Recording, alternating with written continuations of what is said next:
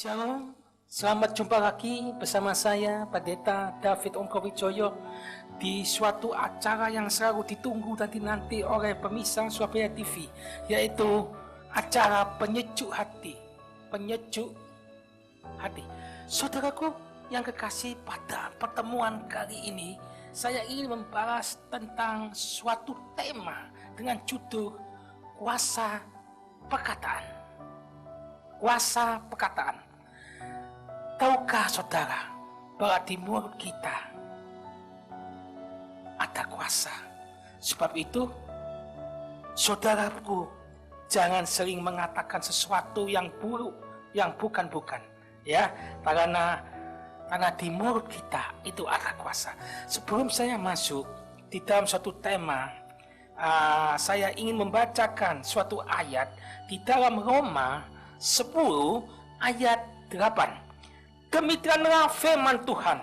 Firman itu dekat kepadamu, yakni di dalam mulutmu dan di dalam hatimu. Itulah firman iman yang kami beritakan. Saya lompat dulu. Di dalam Amsal 18 ayat 21 dikatakan ini, hidup dan mati dikuasai lidah. Siapa yang suka menggemakannya akan memakan buahnya. Saudaraku yang kekasih, yang pada saat ini menonton di acara ini, tahukah saudara bahwa perkataan adalah sebuah doa? Sebab itu banyak orang yang berkata dengan hati-hati, dengan ucapan atau perkataan, karena kata, sebuah kalimat, bila itu diperkatakan dengan berulang-ulang dan dengan penjiwaan yang betul-betul keluar dari hati sanubari kita, perkataan itu bisa terjadi di dalam kehidupan itu. Sebab itu, oleh karena itu, ketika kita mengucapkan sebuah kalimat, kita harus hati-hati. Saudaraku yang kekasih, pada suatu saat ada seorang anak kecil yang oleh gurunya yang masih duduk kelas 4-5 SD, yang disuruh pulang oleh gurunya dan titipkan sebuah surat untuk disampaikan kepada orang tuanya. Anak kecil ini berlari dengan cepat meninggalkan sekolahnya. Dia menuju rumahnya, dia mencari ibunya. Anak kecil ini adalah 7 saudara. Dia anak bungsu. Ibunya seorang guru dan ayahnya seorang politikus. Anak ini ketika tiba di rumahnya, dia menyerahkan surat itu kepada ibunya. Anak ini tergesa-gesa ingin tahu apa yang ingin isi di dalam surat itu. Sebab itu dia merengek-rengek untuk ibunya, supaya ibunya membacakan isi surat yang diberikan gurunya kepada ibunya itu.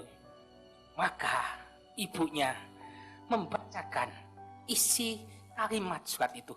Supaya saya tidak salah, saya mengutip di sebuah literatur dengan tepat supaya saya tidak salah. Demikianlah isi dari surat itu. Dikatakan begini,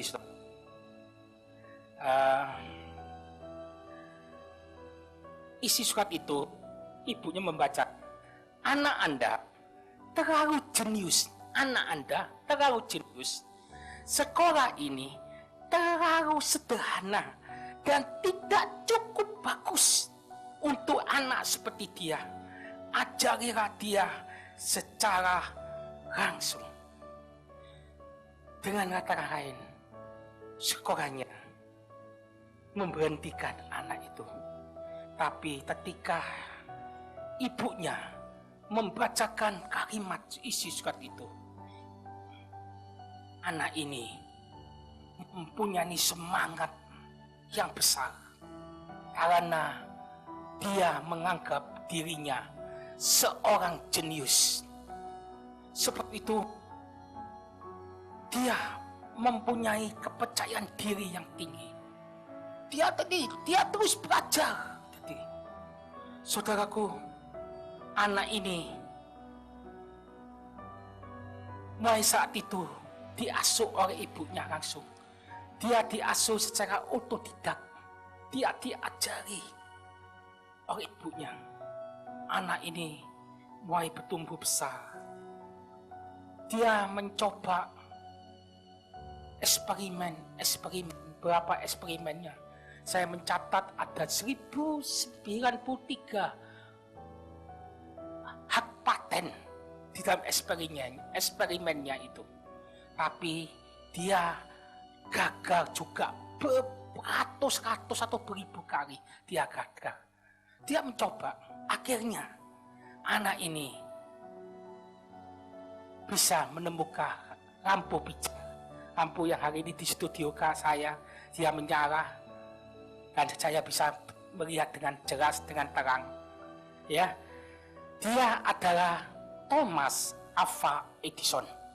Dia adalah penemu lampu pijar. Terima kasih. Sebetulnya ibunya bisa mengatakan sebenarnya isi surat yang disampaikan gurunya kepada anaknya. Tetapi ibunya dia tidak menyampaikan karena ibunya mempunyai kuasa perkataannya. Dia ingin mencipta, dia ingin mengubah Thomas Alva Edison, anak yang menjadi kejiwaan, anak yang bodoh, anak yang goblok, menjadi anak yang jenius. Saudaraku yang kekasih, sebab itu oleh tayangan Surabaya TV ini, saya mengingatkan untuk pemirsa, untuk menonton di acara ini. Sebab itu, hati-hati dengan perkataanmu. Karena perkataan, biarpun sederhana, mudah diucapkan, tapi itu ada kuasa. Mulai saat ini, hati-hatilah dengan ucapanmu. Karena ucapanmu bisa membebani saudara.